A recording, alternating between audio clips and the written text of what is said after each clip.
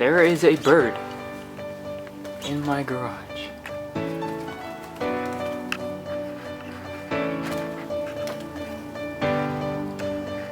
What are you doing, bird? There's a bird right in the garage.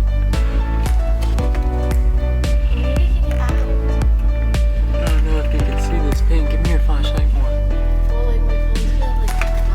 Oh shit. He's flying. He's flying. No idea. Welcome to another episode of Boosted Rides and Power Slides, and today we're going to be doing a boost gauge install for you guys, as well as fixing the video quality. So, with that, I'd like to introduce you guys to the new camera setup. Boom. So with this, we're going to be able to shoot so much better quality, clarity, and just the content in general is just going to be so much better.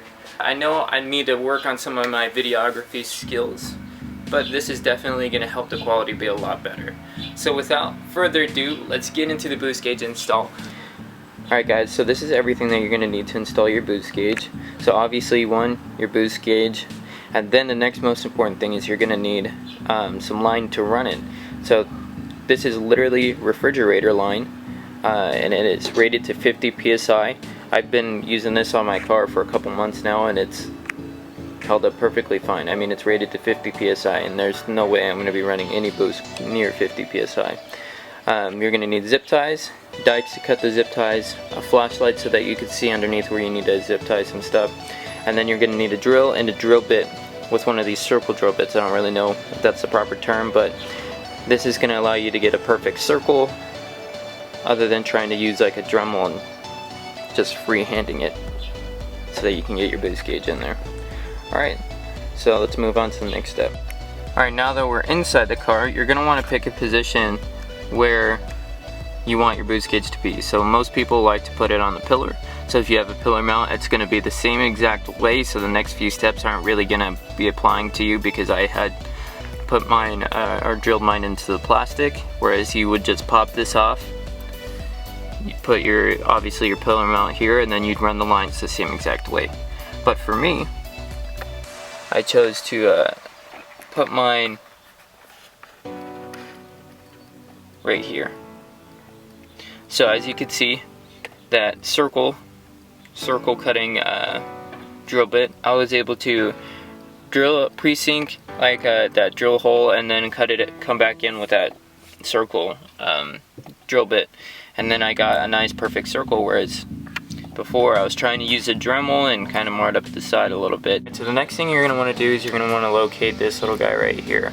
It's going to be on your driver's side, right where the intake manifold is, and this is where we're going to draw our boost pressure from. It's going to have two gray ends like this, marked with that white, as you can see, and it'll be the same on this side. For mine, I already have pulled mine off, and when I pulled it off, the hose ripped, which isn't that big of a deal. You can always install hose like I did. We already picked up a vacuum line hose so that we can run the boost gauge, and there's tons of that stuff extra, so this is going to be perfectly fine. So you pull that off. If it rips, you do what I did. You push it onto this end, and you zip tie it on this end. So you're going to want to get this T-piece, and you're going to want to get a little hose attached to it,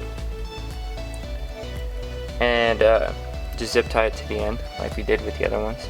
And you want to put it on the end of this, like that. And so what you're going to do is you're going to loop it around, and you're going to put it right in there. So when you're done, you should have a loop like this, and with the top of this T-piece exposed so that you can run pressure to your boost gauge. So next thing you want to do is grab the rest of that vacuum line that you got. And mine is already zip tied in position because I've already done this install, but so all you're going to do is connect it right here. And I'll show you guys exactly where to run that through. So push that together. Alright, so that's not fully on there, but you get the deal. So the T-piece works like that. You should have the loop just like this.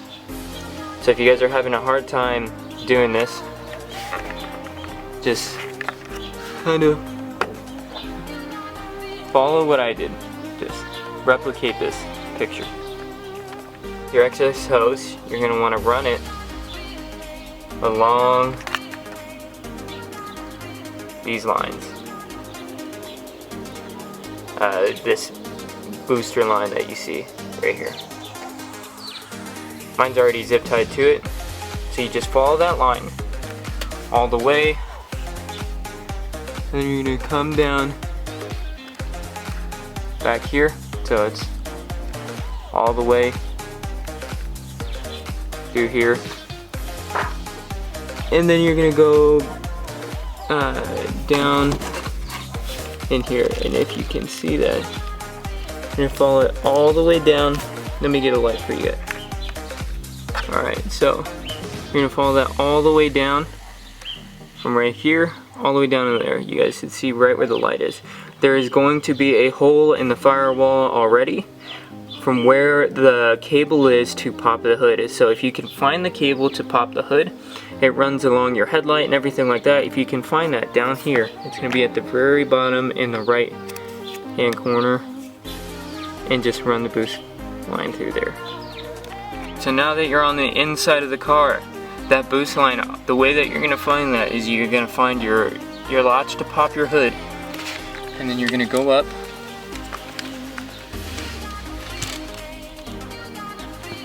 right here. You're going to find that hole that's running to your hood latch. So it's going to be right here. It's going to have a rubber grommet. I took my rubber grommet out so that I can run that. It's not a big deal. You're not going to get water. You're not going to get anything on the inside of your car. It's pretty well protected. Alright, so the way that I've done it is I've run my boost line, this clear line right here, all the way across and underneath to where my hole is up here, as you can see. I'll show you where that comes out. So run it all the way up. So that boost line runs all the way up and into that hole that I cut. There you go. See?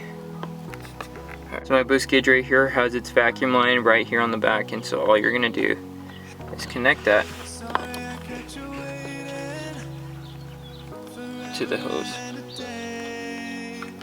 So to make this boost gauge light up and function, what you're gonna do is you're gonna locate this fuse box. It's gonna be on the side of your driver door, and what you're gonna do is just pop it out, and your fuses will be in here. So as you can see, I have my wire literally run into that fuse.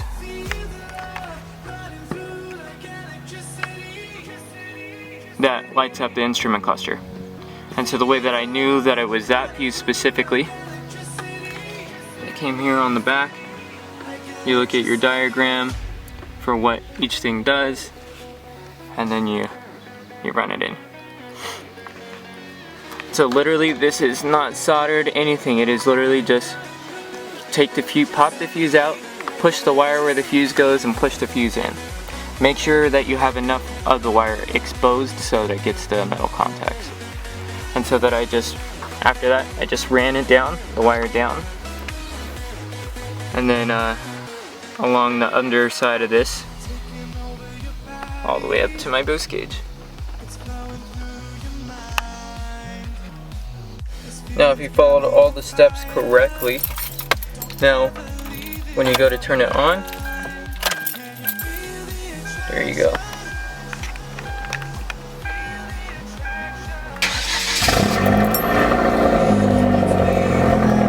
There you go.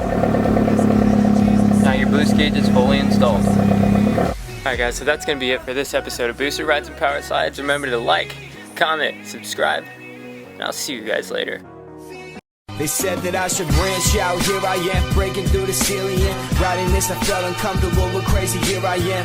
If money talks, I let my water talk forever. I guess I'm happy now, honestly I could be better, but I'll talk about it later. I got a picture to paint, I've got my ego raging, but my feelings just deflate. Everything I'm not is everything that I became. They like to talk me down, I just like to put them in their place. It's a race to the finish, haven't stopped once, it's feeling up.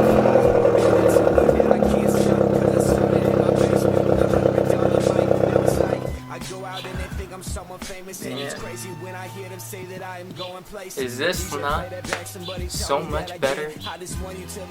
Before, he's using a GoPro. Now, I think it speaks for itself. Now you get to look at my ugly face a lot more clearly. There you guys go. You're welcome. Now you can feel better about yourselves.